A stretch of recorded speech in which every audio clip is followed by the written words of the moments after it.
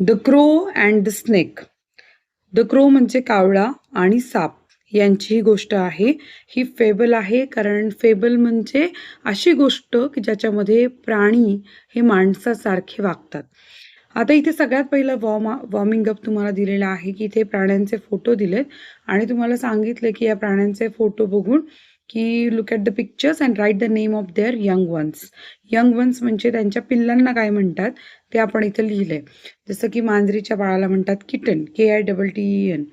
कुत्र्याच्या बाळाला म्हणतात पपी, कोंबडीच्या पिल्लाला म्हणतात चिक, बदकाच्या पिल्लाला म्हणतात डकलिंग, घोड्याच्या पिल्लाला म्हणतात फॉल आणि वाघाच्या पिल्लाला म्हणतात कब. सो आता ह्या गोष्टीची सुरुवात अशी होती लॉंग लॉंग ॲगो, म्हणजे फार फार वर्षांपूर्वी. There lived a family of crows. तिथे एक कावळ्यांचं कुटुंब राहत होतं. On a banyan tree. कुठे राहत होतं? वडाच्या झाडावरती. They had prepared a beautiful nest and made it their home. त्यांनी एक सुंदर घरटं तयार केलं होतं आणि त्याच्यामध्ये ते राहत होते. A wicked cobra lived in the hollow of the same tree. म्हणजे त्या झाडाच्या ढोलीमध्ये खाली एक अतिशय क्रूर विकेड असा कोण राहत होता? कोब्रा साप राहत होता.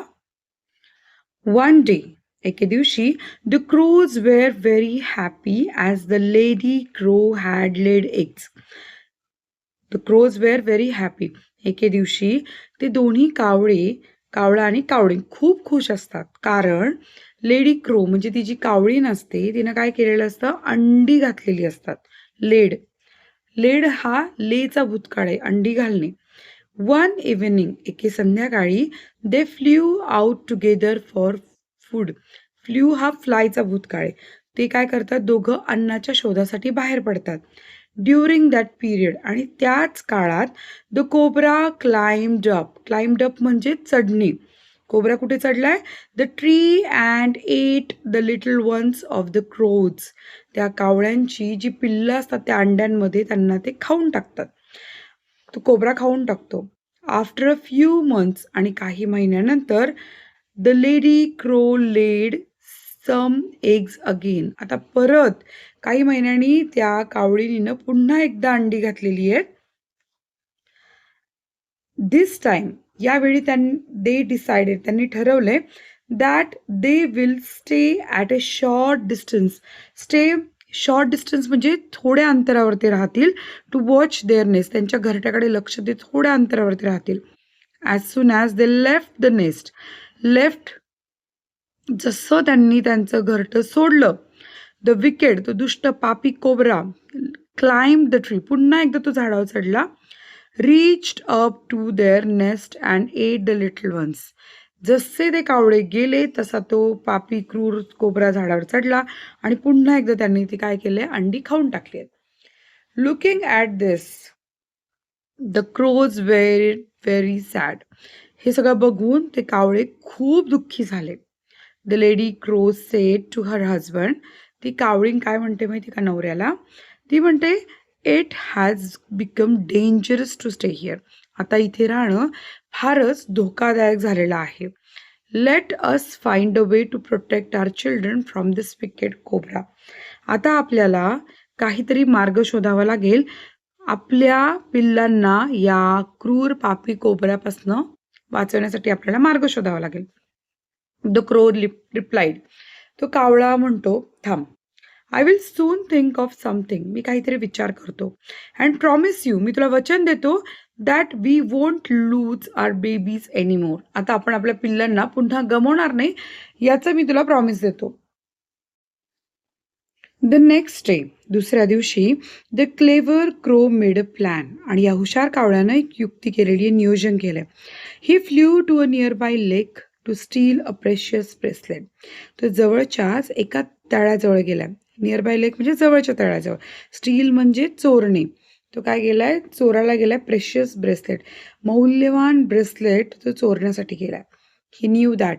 त्याला माहिती होतं every morning the queen came to the lake. त्याला माहिती होतं की प्रत्येक सकाळी राणी त्या तळ्यावर येत असते. With her royal servants to bathe. Bathe म्हणजे काय? बेथचा अर्थ होतो बाथचा भूतकाळ आहे बेथ. आंघोळ करण्यासाठी ती तिथे यायची. सो तिच्या प्रामाणिक नोकरांसोबत ती यायची. When no one was watching, जेव्हा कोणी पाहत नाही असं वाटून, द क्रो प्लंज डाऊन, त्याने काय केले, खाली आलाय तो, picked up the precious bracelet in his beak and started flying slowly.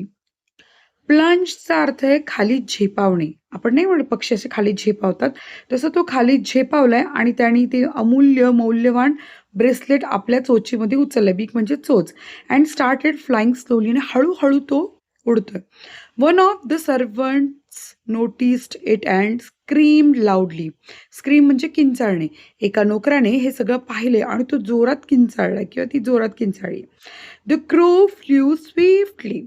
आता त्यानं काय केलंय, तो हळुवारपणे, स्विफ्टली म्हणजे त्यांनी कसं केलंय, हळुवारपणे उचललंय. हळूहळू बघतोच आहे तो की कुणी बघतंय का, आणि तिथं एका सर्वंटनी पाहिलंय. आता त्यांनी जलदपणे, स्विफ्टली म्हणजे जलद, त्यांनी उड्डाण घेतलंय, उडतोय तो. And drop the bracelet into the hollow of banyan tree. आणि त्यांनी ते ब्रेसलेट बरोबर त्या झाडाची जी ढोली आहे त्याच्यामध्ये ते टाकलेलं आहे. The cobra was sleeping inside and was not aware of it.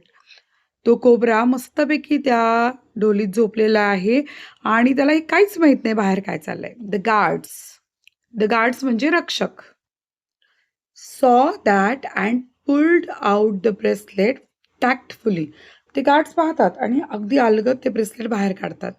Of instead of disturbing the cobra, त्यांनी काय केलं, त्यांना दिसलाय कोब्रा, पण त्यांनी त्याला हात लावण्यापेक्षा पटकन ब्रेसलेट हळुवारपणे बाहेर काढले.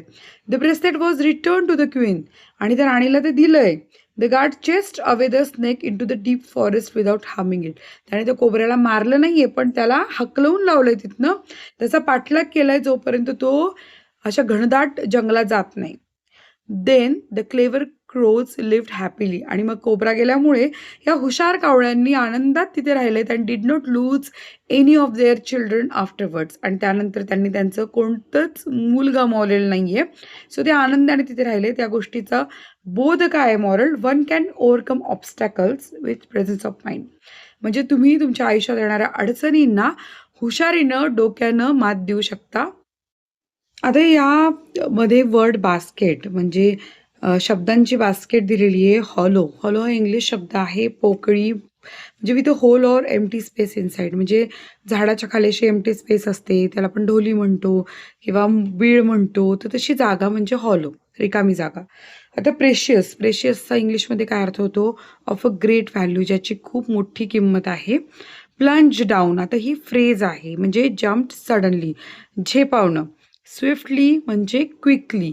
सो हे शब्द तुम्हाला एक्झामसाठी फार महत्त्वाचे आहेत मित्रांनो. सो ह्या गोष्टींना पाठ करायचा, याला काही पर्याय नाही आहे.